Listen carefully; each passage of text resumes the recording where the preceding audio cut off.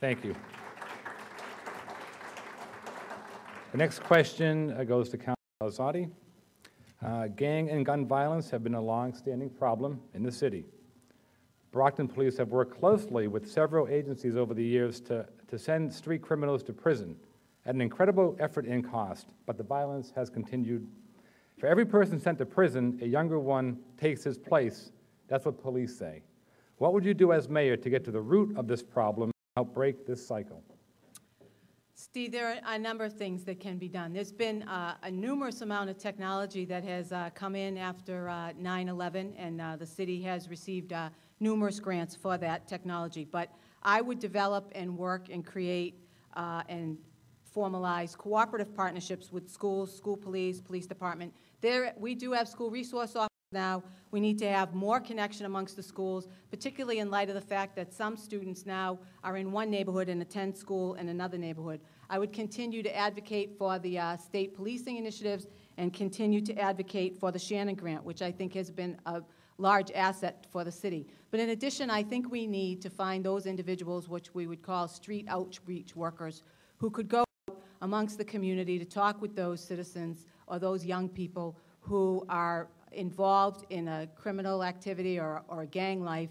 And these individuals would be people who have come from that, turned their lives around, and they, in fact, could mentor those individuals and bring them and show them the opportunities and programs that can exist for them in order to turn their lives around. And I think that's one of the things that we can to start doing.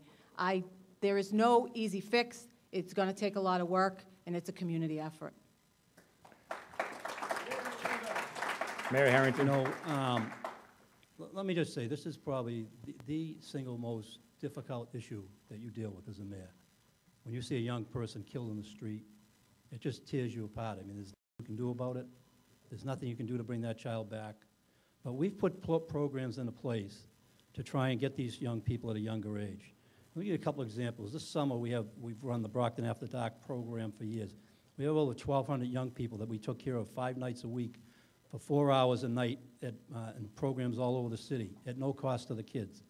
I went out and found, in the worst economy in how many years, I went out and found the money to put 400 young people to work this summer. I found the money to expand the pools when other places were closing their pools because I knew how important it was to have those young people there. And yeah, I agree with that street workers are an important thing, but it's not a new idea. We've been doing it for 2 years. We've just trained a new crew that's going out, and we're doing it based on the amount of money coming into the Shannon Grant. There's a plan in place to do that. They've been on the streets, and we're just finishing up training and hiring new ones, and they're going to be on the streets going forward. In fact, I've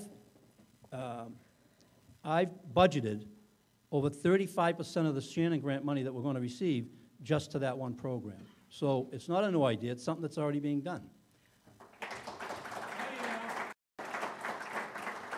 Jim, you had one worker from my turn who was going out to do all the work for entire community. And yes, you do have new individuals coming on. But in fact, they could have been on much sooner, except for the fact that there was delays in putting out the RFP, and there's been delays in fact, training these workers. And that's part of the problem. We need to move at a pace to start to address this issue because it is continuing to escalate.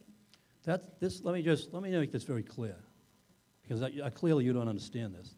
This is one of the most dangerous positions that you could put an individual in anywhere.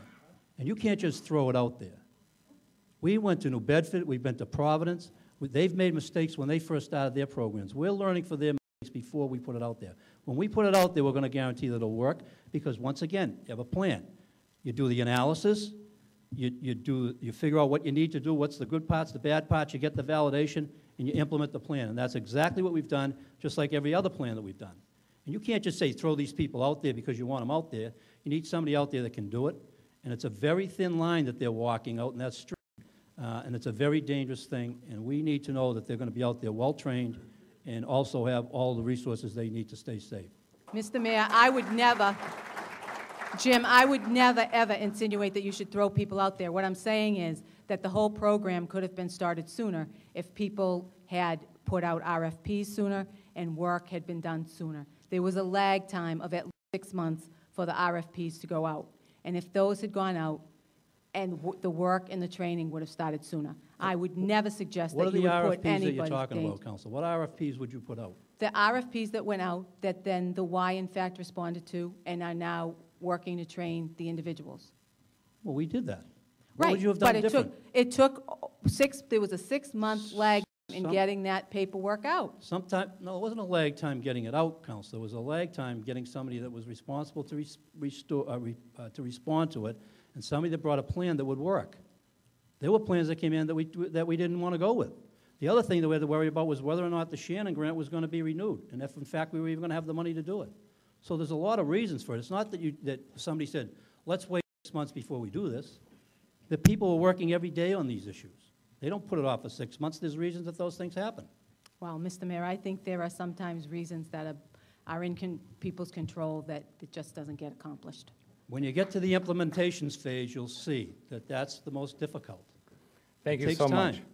Thank you. And that concludes segment number 1.